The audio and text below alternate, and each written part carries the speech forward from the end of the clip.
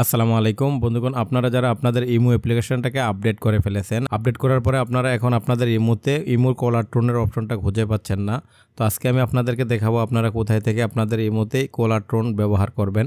তো এর জন্য প্রথমে আপনারা আপনাদের ইমো অ্যাপ্লিকেশনটাকে ওপেন করবেন।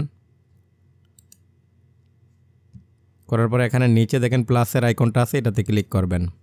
তারপর এখানে মোরে ক্লিক করবেন।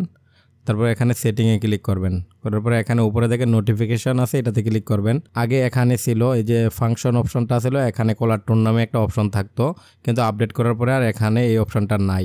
তো এটা আপনারা কোথায় পাবেন? এখানে দেখেন এখানে ফাংশন চলে আসছে, তো আপনারা এই ফাংশনে ক্লিক করবেন। করার পরে এখানে দেখেন লেখা আছে কলার টোন, তো আপনারা এটাতে ক্লিক করবেন। তারপরে এখান থেকে আপনারা যে কোনো গান অথবা যে কোনো কিছু আপনারা এখান থেকে কলার টোন হিসাবে সেট করতে পারবেন। এখানে ক্লিক করে এখানে ওকে করে দিবেন, এটা সেট হয়ে যাবে। এই ছিল আজকের ভিডিওটিতে। আশা করি ভিডিওটি আপনাদের ভালো লেগেছে। ভালো লাগলে চ্যানেলটিকে সাবস্ক্রাইব করবেন, লাইক শেয়ার কমেন্ট করবেন। ধন্যবাদ।